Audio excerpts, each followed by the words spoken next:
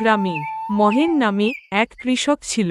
নিজের জমিতে চাষাবাদ করে খুব বড়লোক না হলেও মোটামুটি তার সংসারের খরচ উঠে যেত। স্ত্রী ও মেয়ের সাথে ভালোই দিন কাটছিল তার। কিন্তু হঠাৎ একদিন মহেনের স্ত্রী খুব অসুস্থ হয়ে পড়ে।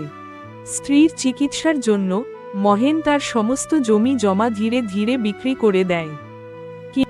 কিন্তু নিয়তির পরিহাসে সে তার স্ত্রীকে বাঁচাতে পারে না।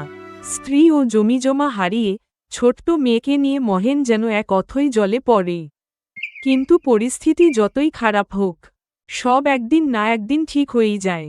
মায়ের অবর্তমানে মহেনের মেয়েও তাই ধীরে ধীরে সংসারের সব কাজ শিখে যায়। অন্যের জমিতে চাষ করে বাপ মেয়ের দিন কোনো মতে কাটতে থাকে। কিছু বছর এভাবে যাওয়ার পর মহেনও একদিন অসুস্থ হয়ে পড়ে। অভাবের সংসারে যতটুকু ডাক্তার বৈদ্য দেখানো যায় তা দেখিয়েও কোনো লাভ হয় না। মহেন শয্যাশায়ী হয়ে পড়ে। এদিকে ঘরের যৎসামান্য সঞ্চয়ও প্রায় শেষ। এরকমই একদিন সকাল থেকেই আকাশের মুখ ভার, বৃষ্টি যেন থামবার নাম নেই।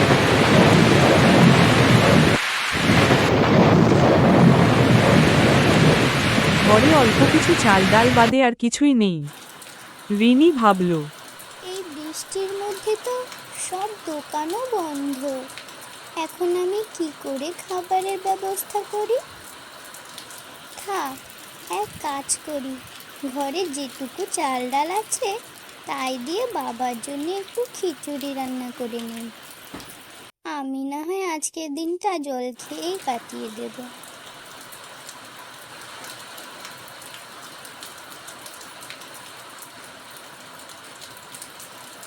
খিচুড়ি রান্না যখন শেষের দিকে ঠিক তখনই কোথা থেকে একটা পাখি এসে ফুটন্ত খিচুড়ির মধ্যে একটা লতা জাতীয় গাছের ডাল ফেলে দিল। যা যা যা, দিলি তো আমার খিচুড়িটা নষ্ট করে। ঘরে এইটুকুই খাবার ছিল, তাও তুই নষ্ট করে দিলি। এখন আমি বাবাকে কি খেতে দেব? আচ্ছা, আমি আগে অল্প করে খিচুড়িটা একটু মুখে দিয়ে দেখি, যদি কোনো অসুবিধা না হয় তাহলে এটাই বাবাকে দিয়ে দেব। রিনি খাবারটা অল্প একটু খেয়ে দেখে, না, সব তো ঠিকই আছে, কিছুই তো হলো না আমার। যাই, বাবাকে খাবারটা খাইয়ে দেই গে। বাবা, এই দেখো, তোমার জন্যে খিচুড়ি রান্না করে এনেছি, খেয়ে নাও দেখি ঝটপট করে। বাবাকে খাইয়ে দিয়ে রিনি পুকুর ঘাটে বাসন ধুতে গেল। বাসন ধুতে ধুতে সে ঘর থেকে বাবার চিৎকার শুনতে পেল। সে তাড়াতাড়ি ঘরে গিয়ে দেখল তার বাবা বিছানা ছেড়ে উঠে দাঁড়িয়ে আছে। রিনিকে দেখে মহেন বলে উঠল, কি খিচুড়ি খাওয়ালি রে মা? দেখ, আমার সব ব্যথা নিমেষে ভালো হয়ে গেল। আমি আবার আগের মতোই চলাফেরা করতে পারছি। সত্যি তো, বাবা তো দেখছি একদম সুস্থ হয়ে গেছে। এত ডাক্তার বৈদ্য করেও কিছু হলো না, অথচ আজকে সামান্য খিচুড়ি খেয়ে বাবা ঠিক হয়ে গেল। কিন্তু খিচুড়িতে তো আমি কিছুই দেইনি, শুধু ঘরে থাকা চাল আর ডাল। ও হ্যাঁ, ওই পাখিটা মুখে করে একটা লতা এনে ফেলেছিল খিচুড়িতে। সেই লতাটার জন্যই হয়তো বাবা সুস্থ হয়ে গেছে। তার মানে ওই লতাটার নিশ্চয়ই কোনো বিশেষ গুণ আছে। রিনি তার বাবাকে সব কথা বলল। তাহলে পাশের বাড়ির রবি কাকাও তো খুব অসুস্থ। চল তো, গিয়ে তাকে ওই লতাটা খাইয়ে দেখি সুস্থ হয় কিনা।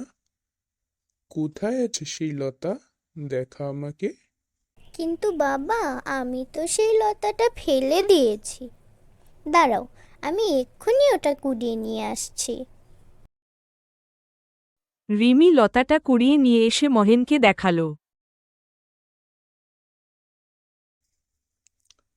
এই লতা তো আমি আগে কখনো দেখিনি, আর আমাদের এইখানে আশেপাশেও হয় না। তাহলে এক কাজ করলে হয় না? এই লতাটা আমরা বৈদ্যমশাইকে নিয়ে গিয়ে দেখাই।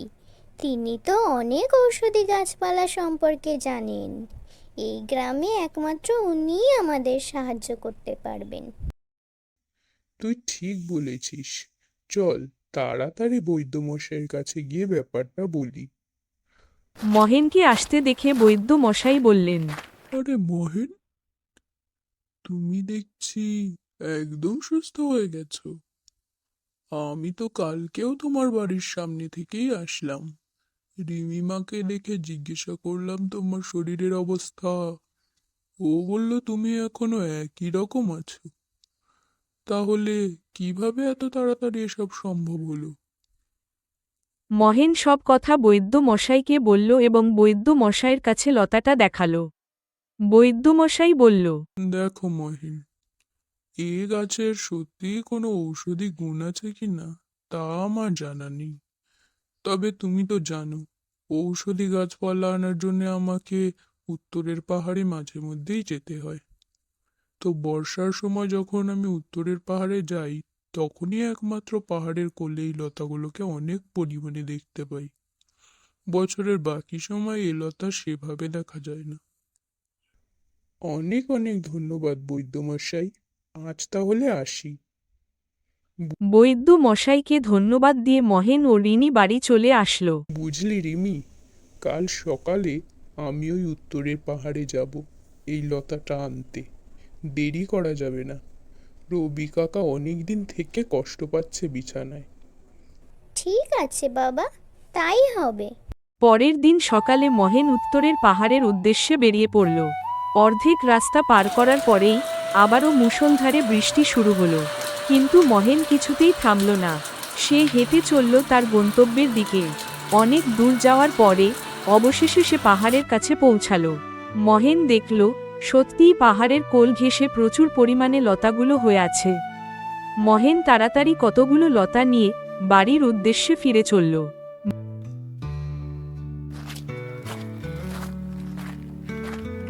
বাড়ি পৌঁছতে পৌঁছতে তার বিকেল গড়িয়ে সন্ধ্যা হয়ে গেল।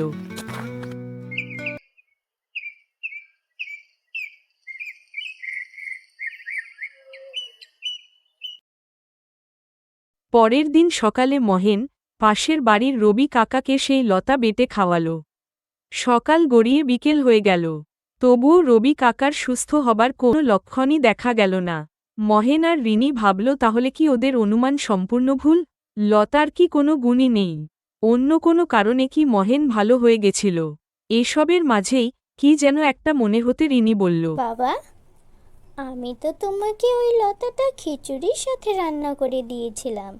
একবার রঘু দাদুকেও খিচুড়ির সাথে রান্না করে দিয়ে দেখবো কোনো কাজ হয় কি না। মহেন মন খারাপ করে বলল। ঠিক আছে মা, তাই না হয় একবার করে দেখ। সন্ধ্যের সময় রিনি আবার খিচুড়ি চাপালো। খিচুড়ি ফুটে ওঠার পর আগের দিনের মতো একইভাবে রিনি এক টুকরো লতা খিচুড়িতে ফেলে দিল।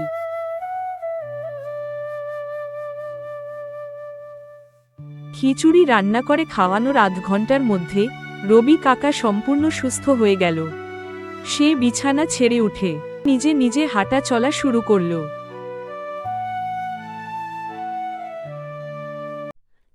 এ কি জাদু করলি রে মহেন! আমি যে সম্পূর্ণ সুস্থ হয়ে গেলাম। সবই ভগবানের কৃপা রবি কাকা।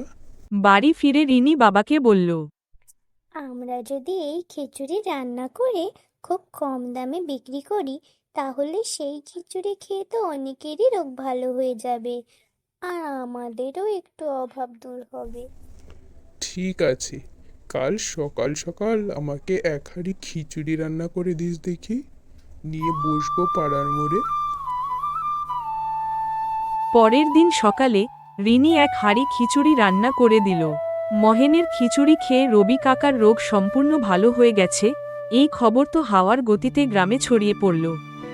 একে একে সবাই এসে মহেনের জাদুলতার খিচুড়ি কিনে খেতে শুরু করল। জাদুলতার খিচুড়ির গুণে সবার সব রোগ ভালো হয়ে গেল। মহেনের দারিদ্রতাও খুব তাড়াতাড়ি শেষ হয়ে গেল। সেই গ্রামে একটা খুব সুন্দর বাড়ি বানালো। এবং নিজের জমির সাথে সাথে আরও 50 বিঘা জমি কিনে ফেলল।